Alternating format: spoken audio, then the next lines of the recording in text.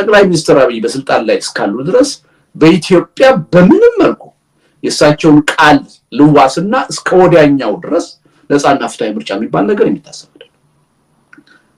ይሄ በፍጹም እድል ያለው አይደለም። ሶስተኛው ምንድነው?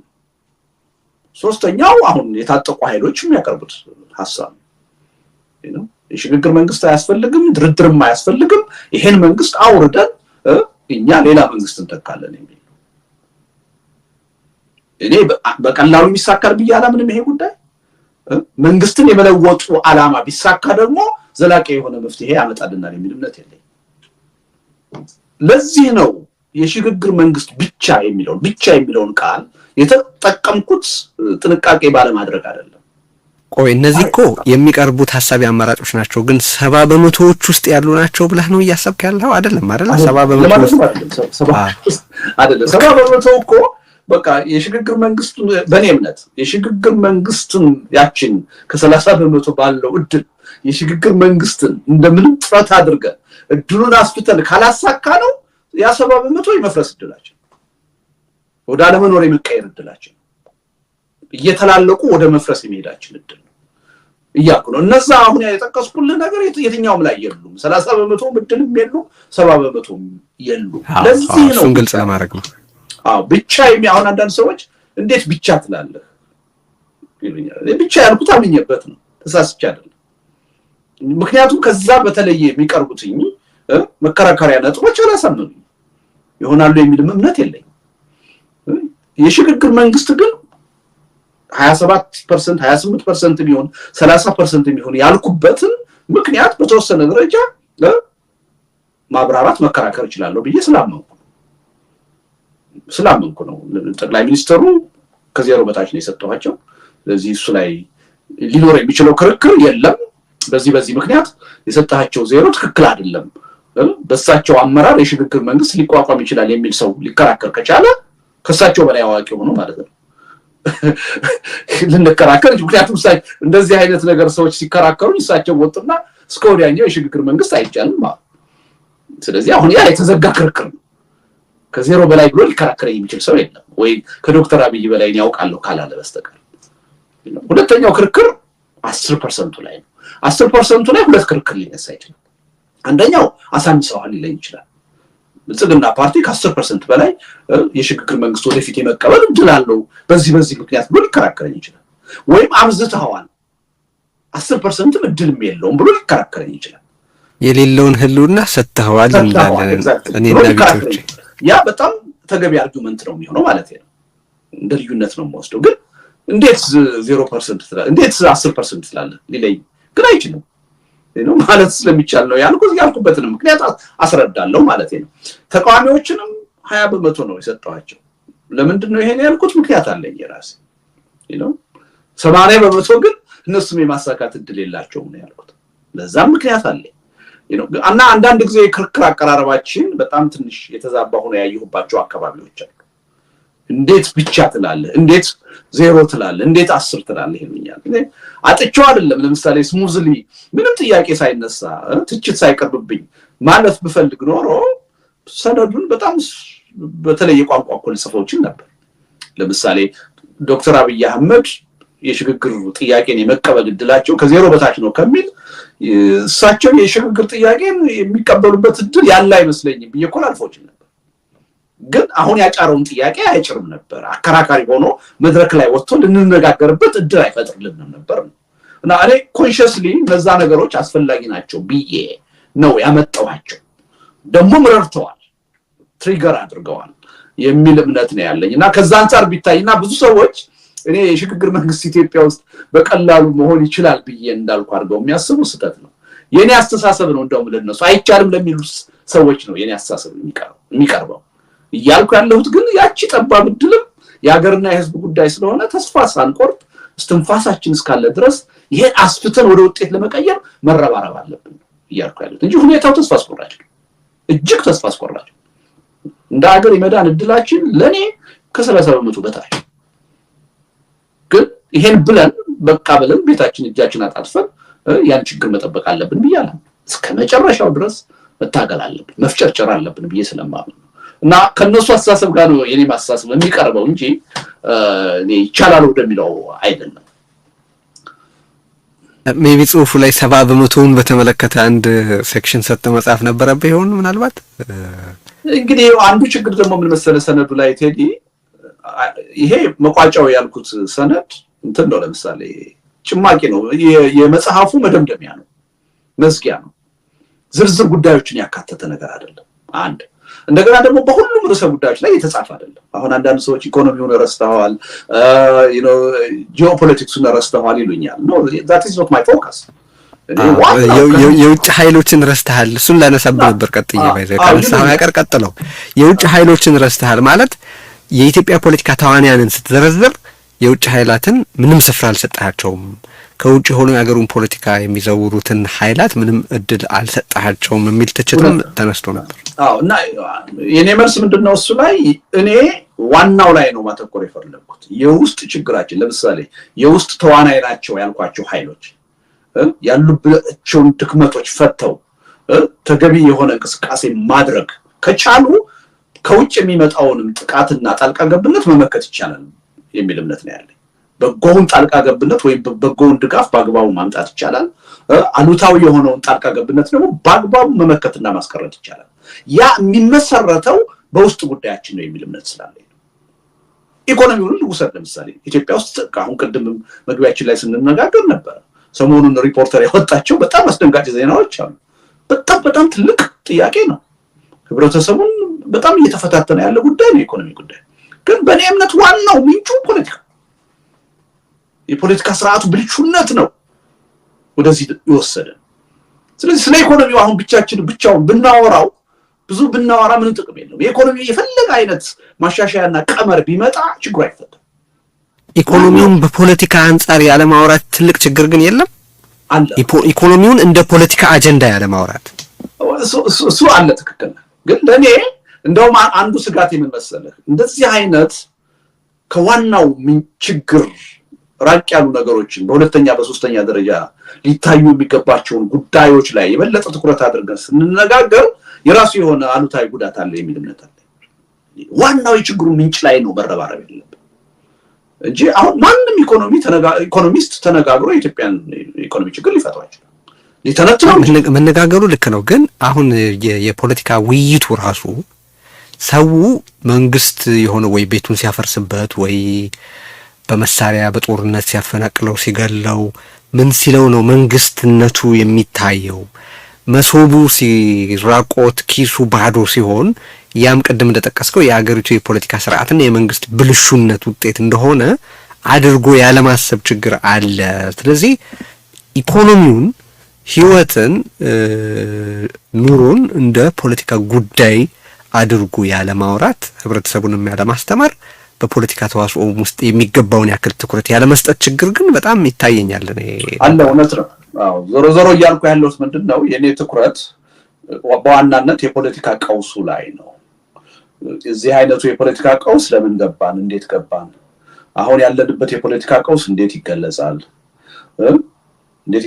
ሲባል ኢኮኖሚ አንድ ጉዳይ ሆኖ ሊታይ ይችላል ከዚህ የመውጫው መንገድ ምንድነው የሚል አንድ ኤሪያ ላይ ነው ያን ነው ፎከስ ፖይንት እዛ ላይ ነው እና ጽሁፉ አጠቃላይ የሀገሪቱን ሁኔታ የሚተነትንና የሚያይ አይደለም ውስን ስኮፕ ያለው ነው ለዚህም ነው ኢቭን በእንትኑ ደረጃ በስኮፕ ደረጃ እኔ ራሴ ባሰብኩት ደረጃ ሁሉን ነገር የሚተነትን አይደለም ለዛ ነው ይሄ ጽሁፍ በጣም አጭርና ጥቅል ስለሆነ ካሁን በፊት የጻፍኳቸውን አርቲክሎች ወይ መጣጥፎች መለስ ብላችሁ እንድታነቡ ጋብዛለሁ ብዬ ሁሉ መግቢያዬ ላይ ጽፌያለሁ በቂ እንዳልሆነ ዝርዝር ጉዳዮችን ያካትት እንዳልሆነ ስለምረዳ ነው እና በዛ ሁኔታ ቢያዩት ነው እንጂ ኢኮኖሚ በጣም ትልቅ ጥያቄ ነው ግን ማወቅ ያለብን ዋናው የኢኮኖሚውን ችግር ራሱ በዚህ ደረጃ ይዞት የመጣው የፖለቲካ ችግሩ ነው ግን ምንም ጥርጥር የለውም የኢኮኖሚው ችግር ደግሞ ራሱ የፖለቲካ ምስቅልቅል ይፈጥራል የማህበራዊ ምስቅልቅል ይፈጥራል ያን ነው ኢትዮጵያ ውስጥ አሁን ያያየን ያለው ስለዚህ አሁን በኢኮኖሚ ተቸገርኩ የሚል ሰው በኑሮ ውድነት ተቸገርኩ የሚል ሰው ትኩረት ማድረግ ያለበት እቃ እንዲረክስለት አይደለም እህል እንዲረክስለት አይደለም ደሞዝ እሱ ነው ማለት እንዲጨመርለት አይደለም ተመጣጣኝ ቁጣ የለም ያ መፍትሄ አይሆንም በቃ መሰረታዊ የሆነው አገዛዙ በምንም ተአምር ማህበራዊ ደህንነትን የሚያመጣ አይደለም፣ ኢኮኖሚያዊ ደህንነትን የሚያመጣ አይደለም። ከቀውስ ወደ ቀውስ ይዞ የሚሄድ ነው። ምንም ጥርጥር የለውም። የጦርነት ኢኮኖሚ ጦርነትን የዋና ያገዛዝ መሳሪያ አድርጎ የወሰደ አንድ አገዛዝ ኢኮኖሚ እድገትን ሊያመጣ አይችልም። የኑሮ ውድነትን ሊያቃልል አይችልም። ምክንያቱም በከፍተኛ ደረጃ ኢንቨስት እያደረገ ያለው ጦርነት ነው። የጦርነት ኢኮኖሚ የታወቀ። ስለዚህ ትልቁ ችግር ፖለቲካው ውስጥ ነው ያለው። ይሄን ስንፈታው ነው ተያያዥ ሆነው የመጡትን ችግሮች አብረን ልንፈታው የምንችለው የሚል እምነት ስላለኝ ነው ፎከስን በዋናነት የፖለቲካ ቀውሱ ላይ ያደረኩት እንጂ እነዛ ችግሮች ትኩረት የማያሻቸው ወይም ደግሞ ለህብረተሰባችን ለሀገራችን አሳሳቢ ችግር ሳይሆኑ ቀርቶ አይደለም። ጂኦፖለቲክሱ እያየን ነው አይደል እንዴ? በጣም ትልቅ ችግር። ግን ይሄን ምስቅቅል ያመጣብን ማን ነው አይደል?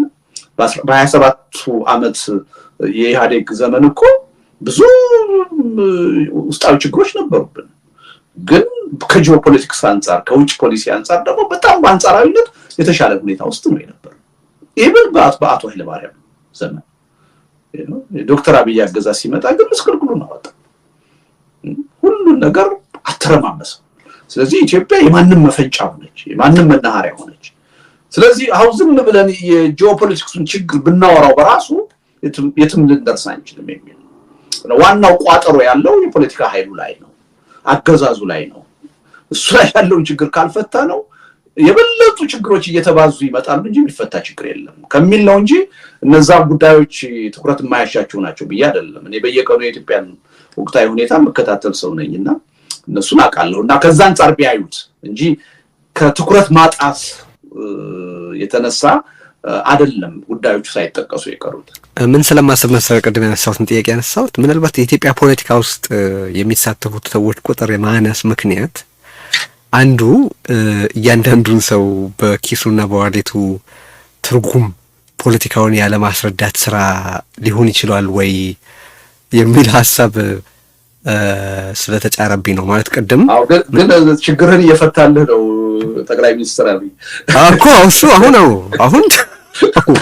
አሁን ያንን ችግር እየፈታው ነው። ግን ኢቭን ያ ምናልባት ያ ስራ ተሰርቶ ቢሆን ኖሮ ልክ ሌሎች ቦታዎች የ10 ሳንቲም ጭማሪ የሚያስነሳውን ቁጣ አይነት በኢትዮጵያ ውስጥ ይሄ ፖለቲካው እንደፈለገ ይሁን እኔ ዝም ብዬ መኖር እችላለሁ አዝሎንጋዝ ፖለቲካ ውስጥ እስካልገባሁ ድረስ የሚለውን ቀላል የማይባል ቁጥር ያለው ህዝብ ወደ ፖለቲካ ውስጥ ኢንጌጅ እንዲሆን በጥቅሙ ማንቀሳቀስ ይቻል ነበር ይሆን ወይ ብዬ ስለማስብ ነው። አዎ ግን ቴዲ አንተም በፕሮግራምህ እኔም ባገኘሁት አጋጣሚ ምንድነው ስናነሳ የነበረው አሁን ስለ ፓርክ ስራ፣ ስለ ሪዞርት ግንባታ፣ ስለ ቤተ መንግስት ግንባታ በቃ አንድ የሀገር ጠቅላይ ሚኒስትር የ120 ሚሊዮን ህዝብ መሪ የሆነ ከዛም ውስጥ ደግሞ 80% አርብቶ አደርና አርሶ አደር በሆነበት ሀገር አንድ ጠቅላይ ሚኒስትር ስለ ፓርክ የሚያወራ ከሆነ ስለ ቤተ መንግስት ግንባታ የሚያወራ ከሆነ በቃ ይህች ሀገር አልቆላታል። ኢኮኖሚው በአጭር ጊዜ ትልቅ የሆነ ችግር ውስጥ ሊገባ እንደሚችል ስንናገር ነው የነበርነው አይደለ? እኔ በቂ ይመስለኛል። ያ አሁን የኢኮኖሚ አስተሳሰቡ የነ ዶክተር አብይ አድጎ ደግሞ ምን ላይ ደረሰ? የኮሪደር ልማት ላይ ደረሰ። ካኒባጅን ከአዲስ አበባ ፈቀቅ ብሎ የሚያይ ኃይል አይደለም። ይሄ ሀገር ግን ከተማ በጣም የማይኖሪቲ መኖሪያ ነው። 120 አይደለም አሁን 130 ሚሊዮን ደረስን እየተባለ 129 ሚሊዮን ነው። ከዛ ውስጥ ኦልሞስት ከ100 ሚሊዮን በላይ የሚሆነው ገጠር የሚኖር ነው፣ አርሶ አደር ነው፣ አርብቶ አደር ነው። በረሃብ ላይ ያለው በምግብ እጦት ላይ ያለው ወደ 30 ሚሊዮን የሚጠጋ ህዝብ ነው። የዚህች ሀገር ጠቅላይ ሚኒስትር እንቅልፍ አጥቶ ማደር የነበረበት የዚህን ህዝብ ችግር እንዴት ነው የምወጣው፣ የዚህን ህዝብ ህይወት ሊለውጥ የሚችል ስራ እንዴት ነው የምሰራው ነበር አይደለም? ለአዲስ አበባ ለፓርኩ ለሪዞርቱ ሌሎች ደግሞ እንዲሰሩ አሳይን ይደረጋል አሉ። ደግሞ ያን ሊሰሩ የተመደቡ ፕራይቬት ሴክተሩም ይሰራዋል። ያ የመንግስትም ጣልቃ ገብነት ሪዞርት ኢትዮጵያ ውስጥ መንግስት መስራት የለበትም። ፓርክም ሁኔታዎቹን ካመቻቸለት እጅህን ስሞ ፕራይቬት ሴክተሩ ይሰራል። ኢቭን ለማስታወቂያ ብለው እኮ የአዲስ አበባን አደባባዮች እኮ ሲያለሙ የነበሩት እኮ የንግድ ድርጅቶች ሆቴሎች ናቸው ኢትዮጵያ ውስጥ እኮ ለማስታወቂያ ብለው እና የግድ ችግሩ ሲፈጠር አይደለም ችግሩ ወዴት አቅጣጫ ሊሄድ እንደሚችል አስቀድሞ ካልተገነዘበ አንድ ህብረተሰብ የአንድ ህብረተሰብ ብቃት መለኪያው ምንድነው? ይሄ ነው። ግን ያም ሁሉ አልፎ በተግባር በተጨባጭ ኪሱ ውስጥ ሁሉ ችግሩ ገብቶ ከመኖር ወደ አለመኖር ህይወቱ እየተቀየረ አሁንም ቁጣ አታይበት፣ ዝምታ ነው የምታይበት፣ ገለልተኝነት ነው የምታይበት። የባሰ አታምጣ የሚለው የባሰው ግን ይመጣል፣ ምንም ጥርጥር የለውም። ከዚህ የባሰ ካለ አፍጥጦ ይመጣል አይቀርም። ምክንያቱም መሰረታዊ የሆነው ነገር ተበላሽቷል። በዚህ ሀገር በዚያን ያህል ቢሊዮን ዶላር ቤተመንግስት የሚገነባ ጠቅላይ ሚኒስትር ባለበት ሀገር በምንም ተአምር ኢኮኖሚ ችግር ሊፈታ ይችላል። ይሄ በኢኮኖሚክስ ሀሁ ነው። መማርም አያስፈልግም፣ ይሄን ለማወቅ አያስፈልግም፣ ተራ ነገር ነው። እና እንዳልከው ይገባኛል ምን እያልክ እንደሆነ። አንድ አሳምፕሽን አለን ብዬ እገምታለሁ። ብዙ ጊዜ ፖለቲካን በተመለከተ ስንነጋገር መንግስት ህዝቡን በተጫነው ቁጥር ህዝቡ እየመረረው ይሄዳል ብለን እንገምታለን። እንደዛ ነው የምናስበው፣ አመክንያዊ ነው ብለን ስንል ግን በጭቆናና በአመጽ መሀል ያለው ግንኙነት ነሰሰሪ እንደዛ ነው ወይ? አሁን ይሄ አገዛዝ አምባገነንነቱን ባበረታ ቁጥር ህብረተሰቡ እየደቀቀ ነው ወይስ ወደ አመጽ እየተነሳሳ ይሄዳል ብለን የምናስብ? ቀጥተኛ የምክንያትና የውጤት ግንኙነቱ እርግጥ ነው ወይ በመጨቆንና በማመጽ መሀል ያለው? በጣም መሰረታዊ ጥያቄ ነው ቴዲ። ከባድም ጥያቄ ነው፣ መሰረታዊም ጥያቄ ነው፣ አከራካሪም ነው። ሁለት ነገር ነው የሚታየኝ። አንዱ ነገር አነሰም አደገም የኢትዮጵያ ህዝብ ያጣጣመው ነገር አለ። አንድ ህብረተሰብ ጭራሽ ያላጣጣመው ነገር ከሆነ ብዙም ላይመኘው ላይፈልገው ይችላል። ግን አንድ ህብረተሰብ ያጣጣመው ነገር ካለ፣ አግኝቶ ያጣው ነገር ካለ ዝም ብሎ ተኝቶ የማደሩ እድል በጣም ዝቅተኛ ነው የሚመስለኝ። አሁን ከዲሞክራሲም አንፃር ከነጻነትም አንፃር የኢትዮጵያ ህዝብ አነሰም አደገም ባለፉት አመታት ያጣጣመው ነገር አለ። ብልጭታዎች አይቷል። በዛ ሂደት ውስጥ በተወሰነ ደረጃ ተሳትፎ አድርጓል። ያያቸው ነገሮች አሉ። አሁን ከኤርትራ የምንለየው በዛ ነው። እንደ ኤርትራ ያለውን ሀገር ምንም ያጣጣመው ነገር ከሌለ ጸጥ ረጭ አድርገህ ልትገዛው ትችላለህ። ኢትዮጵያ ውስጥ ያን ማድረግ በጣም ከባድ ይመስለኛል፣ በአንድ በኩል ማለት ነው። በሌላ በኩል ደግሞ የሌሎች የፖለቲካ ኃይሎች ኢንተርቬንሽን ከሌለ፣ ተገቢ የሆነ እንቅስቃሴ ከሌለ ፎር ግራንትድ መውሰድ የሚቻል አይመስለኝም። ያጣጣመ ኃይል እያጣ ሊቀጥል ይችላል። ስለዚህ ሁለቱ ነገሮች መያያዝ ያለባቸው ይመስለኛል። አጣጥሞ ማጣቱ አንድ ጠቃሚ ነገር ይመስለኛል። ህብረተሰቡ ቁጭት ውስጥ እንዲገባ፣ ዝም ብሎ እንዳይቀመጥ የሚረዳ ሁነት ይመስለኛል። ግን ያ ብቻውን የትም አያደርስም። የህብረተሰቡን ንቃተ ህሊና የበለጠ ሊያነቁ የሚችሉ ችግሮቹን የበለጠ ሊያሳዩ የሚችሉ ህብረተሰቡ ተሰባስቦ ተደራጅቶ እንዲታገል ሊያደርግ የሚችል ደግሞ የፖለቲካ ኃይል መኖር አለበት። እነዚህ ሁለቱ ካልተጣመሩ የትም መድረስ እንችላለን ይመስለኛል። ስለዚህ አንዳንድ ጊዜ ያው ተወደደም ተጠላም ህጋዊ ሆኖ አሁን የነጻነት ጉዳይ፣ የዲሞክራሲ ጉዳይ፣ የመልቲ ፓርቲ ሲስተም በተግባር በምንፈልገው መልኩ ባይተረጎምም በህግ ደረጃ ተቀምጦ በተወሰነ ደረጃ ኤክሰርሳይዝ መደረጉ ጠቃሚ ይመስለኛል። አገዛዞች በፈለጉት ጊዜ መጥተው በፈለጉት ሁኔታ ህዝብን እንዳይገዙ የራሱ የሆነ ቻሌንጅ ይፈጥራል። ይሄ ኢትዮጵያ ውስጥ በተወሰነ ደረጃ አለ ብዬ አምናለሁ። ብቻውን ግን የትም አያደርሰን።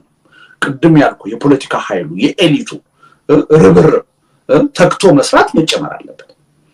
አንዱ አሁን በዋናነት ኢትዮጵያ ውስጥ የጎደለው ይሄ እንጂ አሁን ያጣጣመው ነገር እኮ ከእጁ እያጣው ስለመጣ የህብረተሰቡ እኮ በተለያየ መልኩ እኮ ስሜቱን ሲገልጽ ታያለ። የቀድሞ ስርዓት ይሻለን ነበር የሚል ንግግር ሁሉ እኮ ተጀምሯል አይደል? ዶክተር ጫኔ ሳይቀር ወደ ቀድሞ መልስ የሚል ንግግር ሰሞኑን ደሳለኝ ጫኔ አብን መግለጫ ወጣበት እኮ አየሱ ነገራችን ላይ ምን ብሎ አልሰማው። የድሮ ስርዓት ናፋቂ ብሎ ማለት ህወሓት ናፋቂ የአማራን ህዝብ የከዳ ብሎ አብን ለዶክተር ደሳለኝ ጫኔ መግለጫ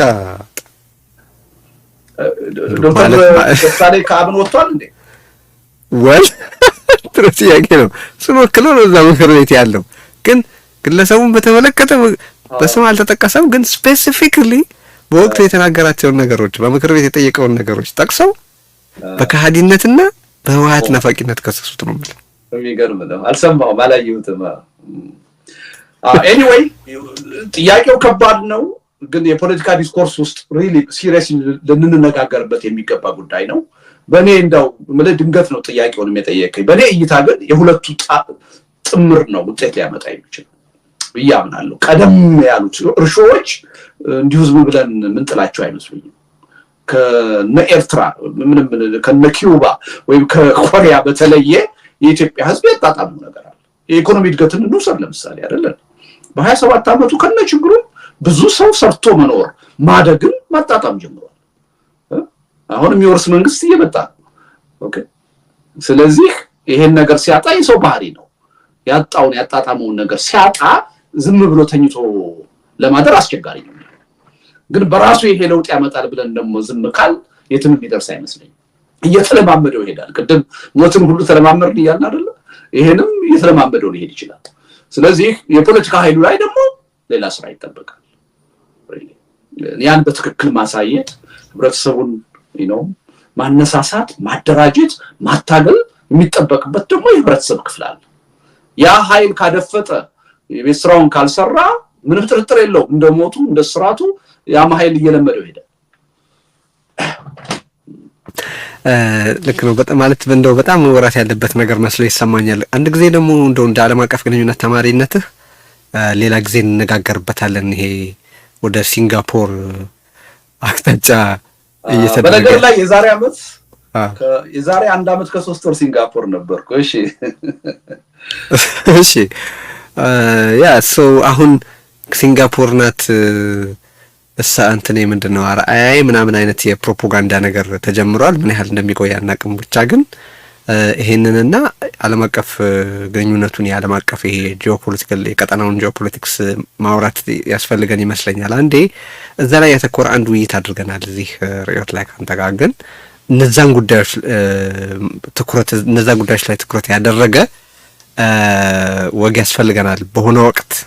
አሁን እነዚህ ሰነዱ ላይ እናተኩርና እዚህ ምንድነው ሰነዱ ላይ ከተነሱ ጥያቄዎች በርዕዮት የውይይት ተካፋዮች አንዱ ምንድነው በጣም ግርድፍ ሆነ ማለት አከፋፈሉ በሽግግር ሂደት በአገራዊ የውይይትና የድርድር ሂደት ውስጥ እንዲካፈሉ ያልካቸው፣ ለምሳሌ በአንድ በኩል የአገራዊ ብሔረተኞች አሉ፣ በሌላ በኩል የንዑስ ብሔረተኞች አሉ፣ በሌላ በኩል ደግሞ ከዛ ውጪ ከፖለቲካ አደረጃጀት ውጪ ያሉ የሲቪክ ማህበራትና ሌሎች የህብረተሰብ ውክልና ያላቸው ክፍሎች እንደሚካፈሉ አንስተሃልና የንዑስ ብሔረተኞች ባልከው ውስጥ ራሳችንን አንመለከትም ያሉ ተወያዮች ነበሩ። ለምሳሌ አንዱ ኢሳያስ ኃይለማርያም ነው፣ ሌላኛው አሉላ ሰለሞን ነው። እዚህ ውይይት በምናደርግበት ወቅት ያነሷቸው ነገሮች ለምሳሌ ትግራይ ፓርቲኩላር የሆነ የራሷ ችግር አላት፣ ከኢትዮጵያ ጋር መቀጠሏን በጣም አስቸጋሪ የሚያደርግ የተለየ ስምምነት ከኢትዮጵያ ጋር ማድረግ ያስፈልጋል ብላ እንድታምን ያደረጉ ሁኔታዎች አሉ ይላሉ እነሱና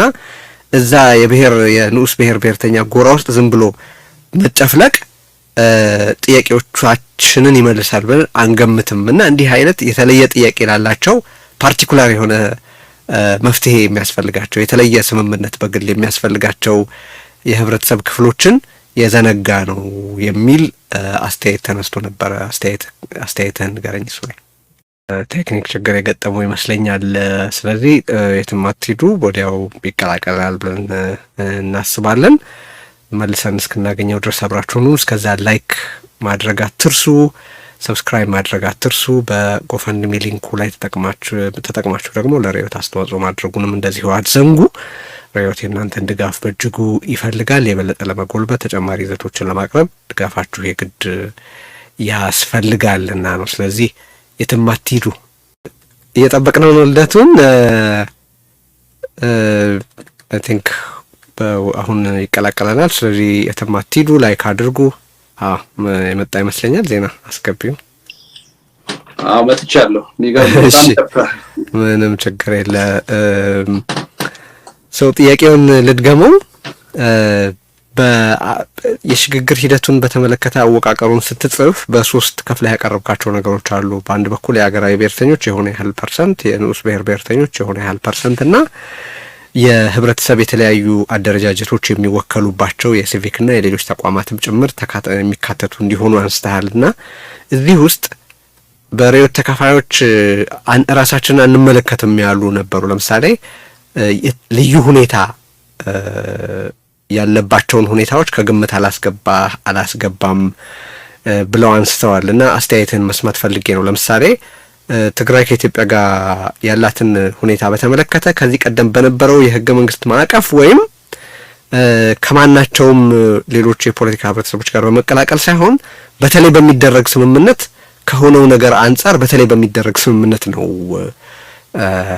መቀጠል የምትችለው የሚል እምነት አለን እና በንዑስ ብሔር ብሔረተኝነት ስም እዛ ጎራ ውስጥ ብቻ በመደብለቅ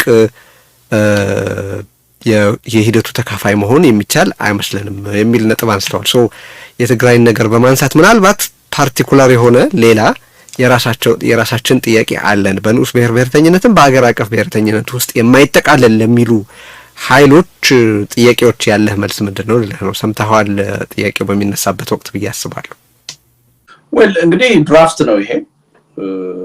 አሁን ባለኝ መረዳት እኔ ኢትዮጵያ ውስጥ ባለው የኃይል አሰላለፍ ከሶስቱ የተለየ ሚና ወይም ከአራቱ አራት ለምሳሌ መንግስት አለ በስልጣን ላይ ያለው መንግስት ብልጽግና ፓርቲ ማለት ነው። እሱም አለ በአራተኛ ደረጃ ሶስቱ ብቻ አይደሉም።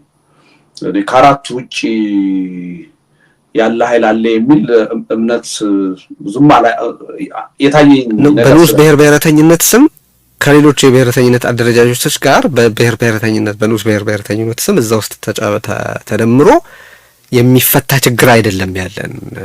የተለየ ስምምነት፣ የተለየ ሂደት፣ የተለየ ዲል ያስፈልገናል ብለን እናስባለን። ያ ነው የሪፍሌክት የሚያደርገው ማስተያየት እኮ አሁን እንዲህ አይነቱ ነገር በናሽናል ዲያሎጉ ሂደት ነው ሊነሳ የሚችለው። ያ አውዲሂ የምለው አለ አይደለም?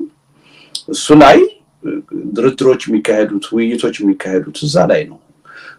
ለምሳሌ በንዑስ ብሔር ብሔረተኝነት የተሰባሰቡት ኃይሎች የግድ አንድ አይነት ጥያቄ ሁሉም ይኖረዋል ማለት አይደለም። ግን ተቀራራቢ የሆነ አመለካከት ይኖራቸዋል ተብሎ ስለሚታሰብ የዛ አይነት መድረክ ቢኖራቸው በተደራጀ ሁኔታ የተሻለ ስራ መስራት ይቻላል የሚል ነው እንጂ እዛ ውስጥ ያለ ኃይል በተለየ ሁኔታ ሌላ ጥያቄ አያነሳም ማለት አይደለም።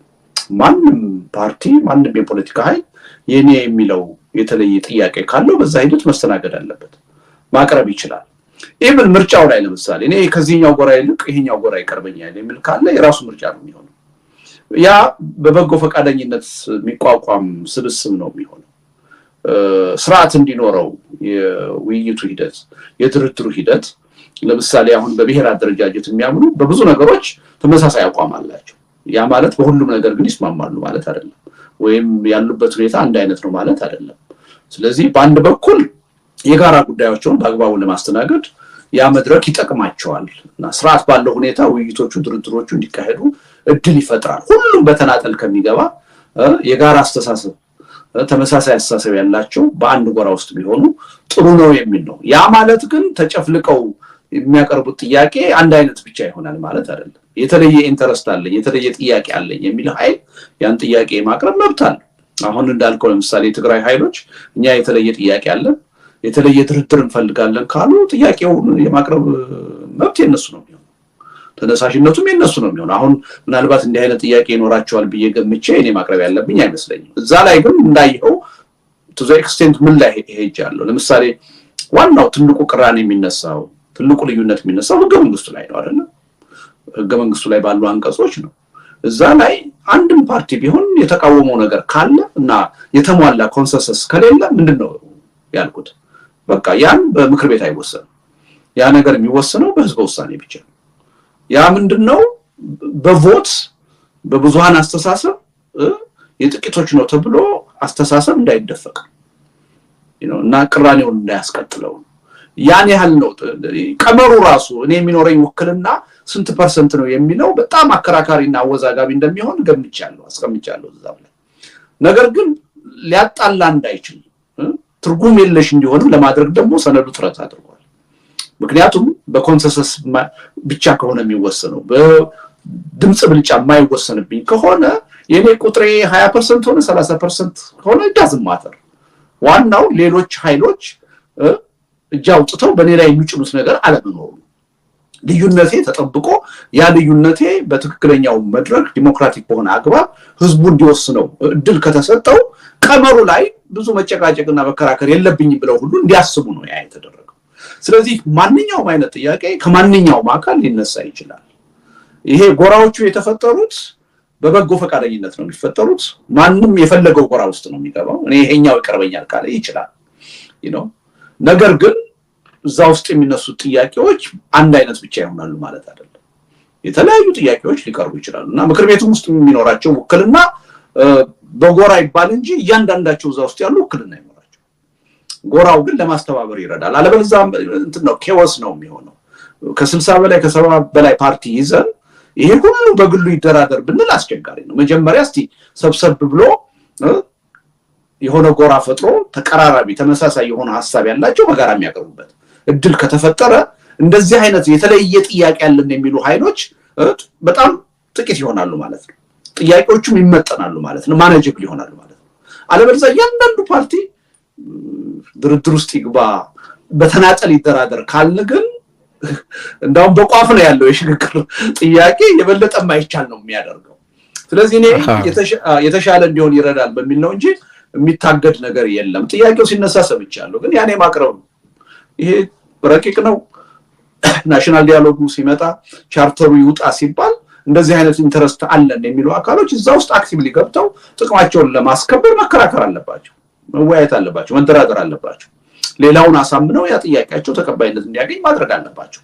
ለምሳሌ በትጥቅ ትግል የሚታገሉ ገና መጀመሪያ ድርድር ያካሂዳሉ ከመንግስት ጋር። እዛ ላይ አለን የሚሉትን ጥያቄ ሁሉ ያቀርባሉ። ክፍት ነው። በሰላማዊ መንገድ ያሉትና በትጥቅ ትግል ያሉት ደግሞ የሰላም ስምምነቱ ተፈርሞ ካለቀ በኋላ የናሽናል ዲያሎግ ኮሚሽኑ የአውዲኢ ከተቋቋመ በኋላ ደግሞ በጋራ ነው የሚደራደሩት። እዛ ውስጥ ደግሞ እንኳን አይደለም በፓርቲ ደረጃ የተደራጁት በሲቪክ ማህበር የሃይማኖት ድርጅቶች ሊሆኑ ይችላሉ። በተለያየ ኢንተረስት የተደራጁ ኃይሎች ሁሉ እድል እንዲኖራቸው ነው ያ 30% የተሰጠ።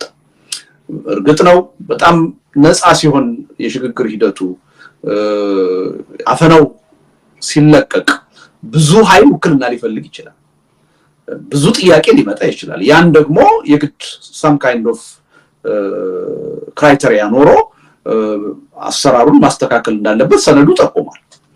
እና የዚህ የአውዲኢ ኮሚሽኑ ዋና ስራ ይሄ ነው የሚሆነው። ውክልና ከበዛ ምን መመዘኛ እናስቀምጥ አሳታፊነቱን በማይጎዳ ሁኔታ። ምክንያቱም ዋናው መርህ የናሽናል ዲያሎግ ዋና መርህ አሳታፊነት ነው፣ አካታችነት ነው፣ ግልጽነት ነው። ይሄን በማይጎዳ ሁኔታ ሁለቱን ለማስታረቅ መሞከር ይቻላልና በድራፍቱ ደረጃ ያለ ስለሆነ እኔ ዋናው ጥያቄ ከዚህ ችግር ለመውጣት some kind of የሽግግር ሂደት የግድ ነው ሁሉን አቀፍ የሆነ በሚለው ላይ ከተስማማን ሌላው ኋላ ላይ እንመጣበታለን። ግን ደግሞ ሊጨመርበት ሊሻሻል ሊዳብር ያቀረበ ነው። ሌላውም የራሱን ሐሳብ እዚህ ውስጥ ጨምሮ ወይም የራሱንም ሌላ ጽፎ ይምጣና እንነጋገርበት ነው። እኔ ከዚህ ሐሳብ ውስጥ 20% 30% ተቀባይነት ቢያገኝ እኮ በጣም ትልቅ አስተዋጽኦ ነው እንጂ ኢትዮጵያ ውስጥ ያሉ የፖለቲካ ኃይሎች ፍላጎታችን በጣም የተለያየ ነው፣ የተራራቀም ነው አንዳንዶቻችን።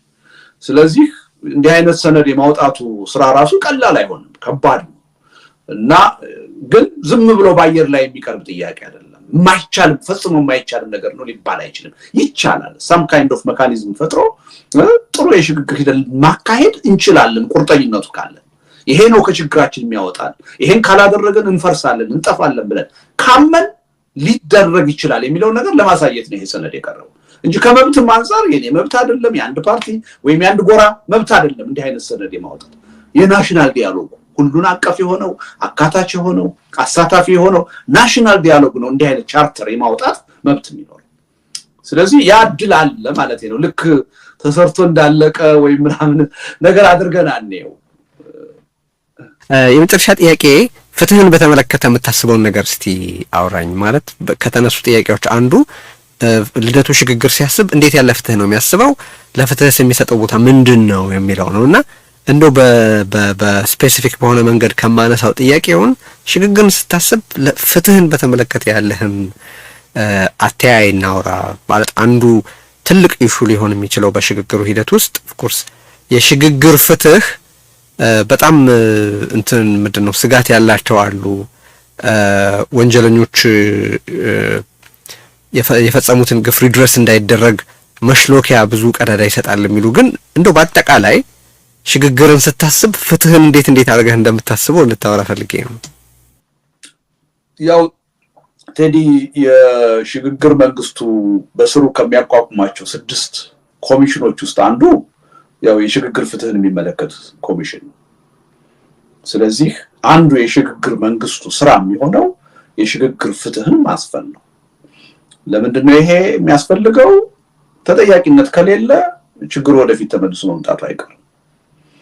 አሁንም ችግሩ በዚህ መጠን ከጊዜ ወደ ጊዜ እየተባባሰ የመጣው የተጠያቂነት ጉዳይ ወደ ጎን ስለተገፋ ነው። ከዚህ ቀደም ወንጀል የፈጸሙ በህዝብ ላይ በደል የፈጸሙ ችግር የፈጠሩ አመራሮች፣ የፖለቲካ ሰዎች፣ የጸጥታ ኃይሎች ተጠያቂነት ስለሌለ ነው። ማንንም ገሎ ማንም የፈለገውን ወንጀል ሰርቶ የሚኖርበት አገር ስለሆነ ነው ይሄ ችግር የበለጠ እየተባባሰ ይመጣል። ስለዚህ የፍትህ ጉዳይ የሚታለፍ ነገር አይደለም። የሚታለፍ ነገር ስላልሆነ ነው አንዱ የሽግግር መንግስቱ ኃላፊነት የሽግግር ፍትህን ማስፈን ነው። አስቀምጫለሁ። በእኔ እምነት ያለፉትን 33 ዓመታት ጉዳይ ሊያይ ቢችል ተገቢ ነው የሚል እምነት አለ። ከዛ በፊት ያለውን እንሂድ ካለ በጣም መቋጫ ነው የሚያጣው፣ በጣም አስቸጋሪ ነው የሚሆነው። ቢያንስ ግን በዚህ 33 ዓመት የሆኑትን ነገሮች አጣርቶ ተገቢ የሆነ ፍትህ የሚያሰፍን ስራ መሰራት አለበት የሚል እምነት አለኝ እና ሁለተኛው ዓመት ላይ እንዲሰራ ነው እሱ የፈለኩት። ያለ ምክንያት አይደለም። አንዳንድ ጊዜ የፍትህ ጉዳይ አስፈላጊ መሆኑ ጥያቄ ውስጥ የሚገባ አይደለም፣ ግን የፍትህ ጥያቄ ቀድሞ ሲመጣ እንቅፋት ደግሞ የሚሆንበት ሁኔታ አለ። መፍትሄ እንዳይመጣ ራሱ እንቅፋት የሚሆንበት ሁኔታ አለ። ምዕራባውያኖቹ በጣም የሚቸገሩት ይሄ ይመስለኛል። በጠራራ ፀሐይ ትልቅ ወንጀል መፈጸሙን እያወቁ አንዳንድ ጊዜ እንዳላዩ ለማለፍ የሚገደዱት ያለ ምክንያት አይደለም። ችግሮችን እንደገና የበለጠ እንዳያባብስ ከመስጋት ነው።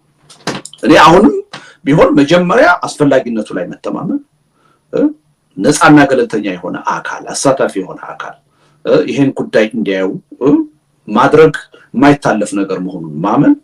ስለዚህ ይሄን ካል ቀዳሚ ስራችን መሆን ያለበት የሽግግሩ ሂደት እንዴት ይጀመር፣ እንዴት ይካሄድ የሚለው ላይ መሆን አለበት። የመጀመሪያው ዓመትም ደግሞ ህግና ስርዓትን ማስፈን፣ ጸጥታን ማስከበር፣ የተረጋጋ ሁኔታ መፍጠር ላይ መሆን አለበት የሚል እምነት ነው ያለው። ሁለተኛው ዓመት ላይ ግን የማይታለፈው የሽግግር ፍትህ ጉዳይ መምጣት አለበት። ያ የሽግግር ፍትህ አስቀምጫለሁ እዚያ። በእርቅ የሚታለፉ ጉዳዮች ይኖራሉ፣ በምህረት የሚታለፉ ነገሮች ሊኖሩ ይችላሉ። የህግ ተጠያቂነት ደግሞ አይቀርም ተብሎ ሰዎች የሚቀጡባቸው በህግ የሚዳኙባቸው ደግሞ ወንጀሎች ይኖራሉ። ይሄን በደንብ ስራውን የመስራት ኃላፊነት ያኔ የሚቋቋም ኮሚሽን ይሆናል። ኮሚሽኑ በውጭ ኤክስፐርቶች ሁሉ መረዳት አለበት፣ መታገዝ አለበት። ምክንያቱም ይሄ ቀላል ስራ አይደለም። የሌሎች ሀገሮች ልምድ ሁሉ መቀሰም አለበት። ስለዚህ በዛ መልኩ ይሄን ጉዳይ የሚያዩ አዲስ ገለልተኛ የሆኑ ተቋማት ራሱ መቋቋም አለባቸው። አሁን መንግስት እንደሚለው ቀልድ መሆን የለበትም።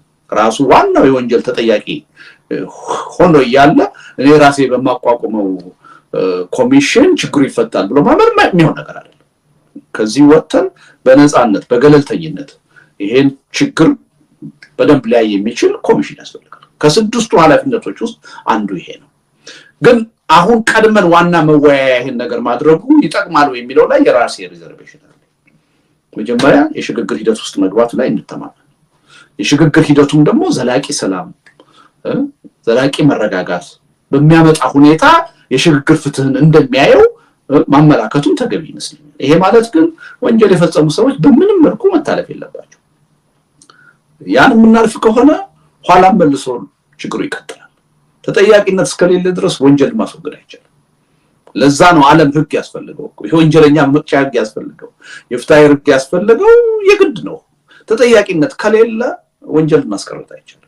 ተመሳሳይ ጥፋት ማስቀረት አይቻልም። እና ኢትዮጵያ ውስጥ ኢቭን እዚህ ደረጃ ላይ እንድንደርስ ያደረገን አንዱ የተጠያቂነት እጦት ብዬ ነው የማምነው። ከጊዜው አንፃር መቼ መነሳት አለበት፣ እንዴት መነሳት አለበት የሚለው ላይ ግን የየራሳችን ምልከታ ልዩነት ሊኖር ይችላል። አይ ቲንክ እነዚህ ናቸው የተነሱት ነጥቦች ከሞላ ጎደል በደንብ አንስተናቸዋል፣ አውርተናቸዋል ብዬ ነው ማስበው። በሪዮት በኩል የተነሱት አንኳር የሚባሉት በሰነዶቹ ዙሪያ የተነሱት ነጥቦች እነዚህ ዛሬ ያነሳናቸው ነበሩ። ስለዚህ እነዛን አንስተናል። በጣም አመሰግናለሁ እንግዲህ ለጊዜ ለሐሳብህ ለአስተዋጽኦ ሁሉ። ግን ምናልባት በዚህ ውይይት ላይ መነሳት ኖሮበት ያልተነሳ ነገር አለ ካላልክ በስተቀር የዛሬ ውይይታችን እዚህ ላይ ነው ፍጻሜው። እንደው አንድ ነገር ለማለት ነው። ዋናው ነገር ምንድነው? አሁን ቴዲ እንደዚህ አይነቶችን ውይይቶች የፈለገውን ጊዜ ሰጥተን ብንቀጥል ልዩነት መኖሩ የሚቀር አይደለም። እንኳንስ በአንድ ሰነድና በጣም ጠባብ በሆኑ ጉዳዮች ላይ ልዩነት ይኖራል። አንድ ሰነድ በጣም ብዙ ነገር የታጨቀበት ነገር ነው እና ይሄ እንዲህ አይነት ሰነድ የሚቀርበው የግድ መስማማት ለመፍጠር አይደለም። በእኔ እምነት ዋናው ነገር መግባባት ለመፍጠር ነው። መግባባት ነው። አንዳችን ምንድነው የምናስበው ብለን የሌላችንን አስተሳሰብ ማየት እንድንችል፣ መረዳዳት እንድንችል። ኢትዮጵያ ውስጥ አንዱ የሚስ አንደርስታንዲንግ ጉዳይ ነው።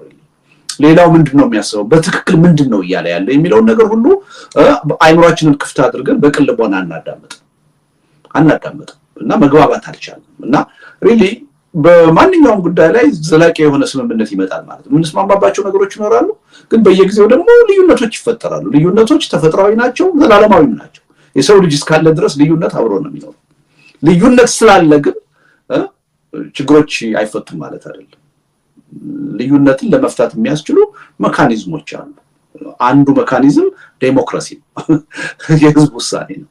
እሱን ለመቀበል ለሱ ለመገዛት እስከወደድን ድረስ ፈቃደኛ እስከሆነ ድረስ የማይፈታ ቅራኔ የለም፣ ችግር የለም ብዬ ነው የማምነው እና ዋናው ነገር ለመስማማት ሳይሆን ለመግባባት ነው። ከተግባባን የአስተሳሰብ ልዩነቶች ቅራኔዎች ሁሉ የማይፈቱበት ምንም ምክንያት የለም። ኢትዮጵያም አሁን የገጠማት ችግር ልዩነት ሌላ ዓለም ሌላ ህዝብ ያልገጠመው አይደለም። ብዙዎች ተመሳሳይ ነገር ገጥሟቸው ተሻግረውታል፣ አልፈውታል። መፍትሄ የሌለው ነገር የለም። የኛ ችግር ግን የችግሩ ክብደት ላይ አይደለም፣ የልዩ ክብደት ላይ አይደለም፣ ወይም መፍትሄ የለሽ ሆኖ አይደለም። በተለየ ሁኔታ እኛ መደማመጥ አልቻለም፣ መከባበር አልቻለም። አንዳችን ሌላችንን ለማዳመጥ አንዳችን የሌላችንን ችግር ለመገንዘብ ለመረዳት ተገቢ ቦታ አንሰጥም። ትልቁ ችግራችን ነው። በዚህ ደረጃ ያለው ባህሪያችን ከተቀየረ፣ መደማመጥ ከቻል፣ መከባበር ከቻል፣ አንዳችን በሌላችን ጫማ ራሳችንን አስቀምጠን ችግሮችን ለመረዳት ከሞከር እኔ ኢትዮጵያ ውስጥ ማንሻገረው ችግር አለ የሚል እምነት የለኝም እና ይሄ ነገር ታሳቢ ቢሆን አሁንም ቢሆን በሽግግር ሂደቱ ዝርዝር ጉዳዮች ላይ መቼም ቢሆን ልዩነት ሊኖረን ይችላል። በቃ ይሄ የተሟላ አንድነት በዚህ ላይ ስምምነት አለ ብለን ልንቋጭ የምንችል አይመስለኝም። ዋናው ነገር ግን ከዚህ ጣጣ ከዚህ የፖለቲካ ቀውስ ወጥተን ህልውናችንን ማስቀጠል የምንችለው በሽግግር ሂደት በአዲስ የሽግግር ሂደት ውስጥ መግባት ስንችል ነው በሚለው ከተስማማን እኔ ትልቅ ውጤት ይመስለኛል። የዝርዝሩ ጉዳይ ችግር የለውም የሚል እምነት ነው ያለኝ። በሂደትም በተወሰነ ደረጃ እየታረቀ ይመጣል፣ እየጠበበ ይመጣል። አንዳንዱ ነገር ደግሞ መቼም ቢሆን ሊፈታ የማይችል ሊሆን ይችላል። ልንስማማበት የማንችል ሊሆን ይችላል። ግን ያን ይዞ የመቀጠል ደግሞ ዘዴ አለ፣ መካኒዝም አለ። እሱን ከተጠቀም ችግር ያለው አይመስለኝም። እንደው ይሄን ለማለት ነው ቴዲ።